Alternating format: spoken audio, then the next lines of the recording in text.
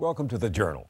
Secretary of State Condoleezza Rice rose to power and influence against odds that must have seemed insurmountable at the time to a young black woman from Birmingham, Alabama. She was only 8 years old when, in 1963, 4 young girls, including Rice's friend Denise McNair, were killed in her hometown by a bomb planted in their church by white supremacists. This week, Secretary Rice pronounced herself gratified but not surprised by Senator Obama's victory in the Democratic presidential primaries. She said, "As an American, it's a great thing. As a black American, it's a great thing." And she went on to express her belief that America is slowly but surely overcoming what she calls the country's birth defect of racial inequality. But we're not there yet. Despite the success of Americans like Rice and Obama, we're still coping with the legacy of slavery and segregation. That's the subject of this broadcast, with my guests who think we may be at a defining moment in our history. We begin with a preview of a moving film that will premiere next week on the public television series POV. Be sure to watch it. You will see a story of how the descendants of one of America's first families discovered their own kin's complicity in the slave trade. Traces of the Trade is narrated by its producer and director, Katrina Brown.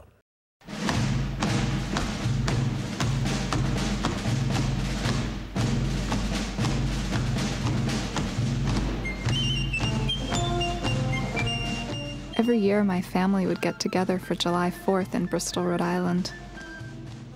It was a big deal because Bristol boasts the longest-running 4th of July parade in the country.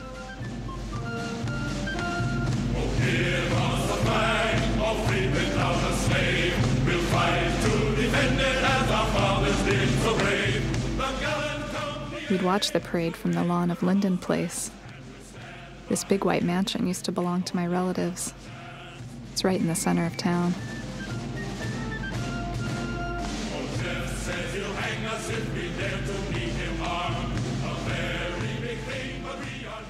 This is me age 2 with my mother and grandmother.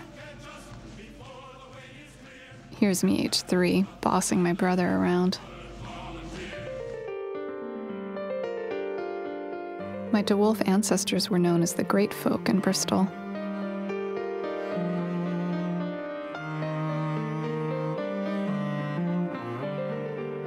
There were professors and writers, artists and architects, and many Episcopal ministers. I was proud to be related to them.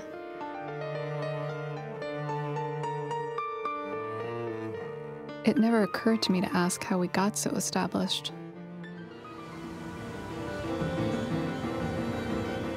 What no one in my family realized was that the DeWolfs were the largest slave-trading family in U.S. history.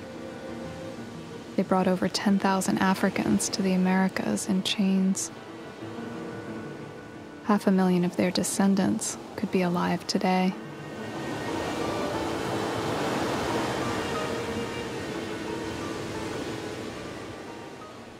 Katrina Brown asked members of her extended family to meet at Bristol's Episcopal Church to begin a journey into the past.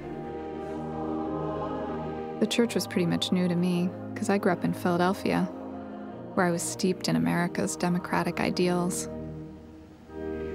In Bristol, it seems like the DeWolfs were the founding fathers. They were everywhere in the church. They even paid for the stained glass.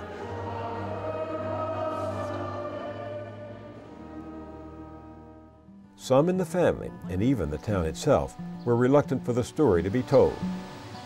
Linden Place was also concerned about our journey.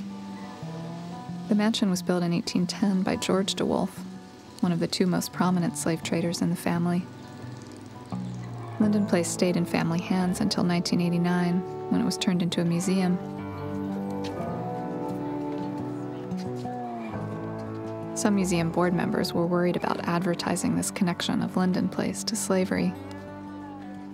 They didn't let us film inside, so we just passed by.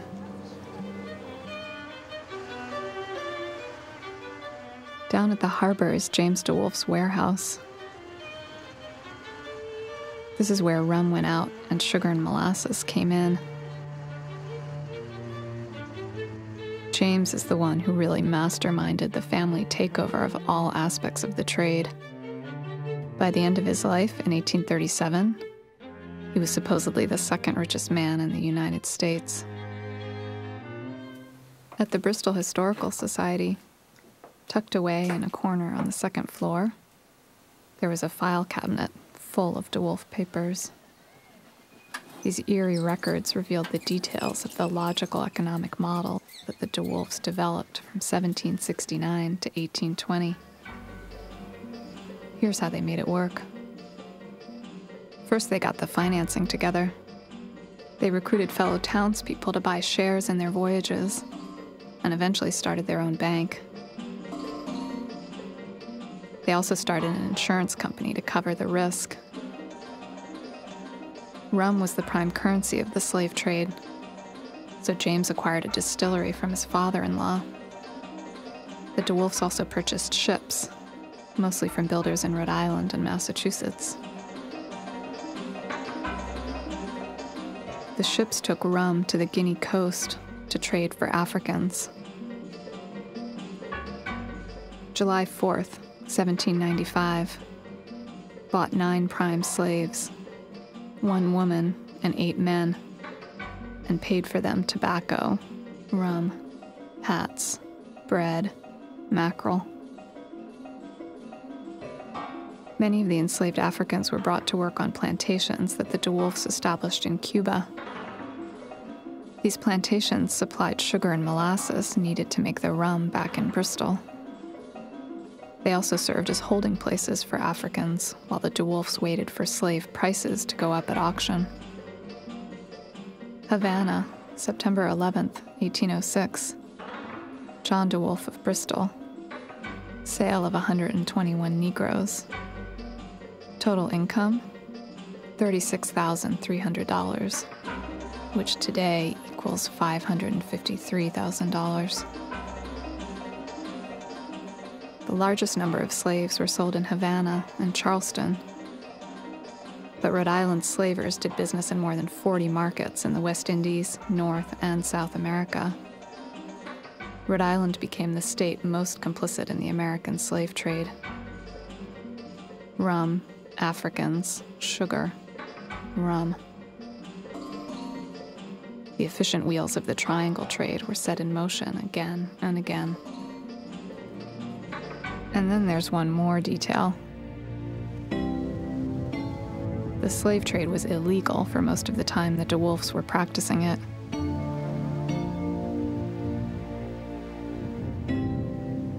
To maneuver around the law, they secured a political favor from none other than President Thomas Jefferson, whose campaign they'd supported.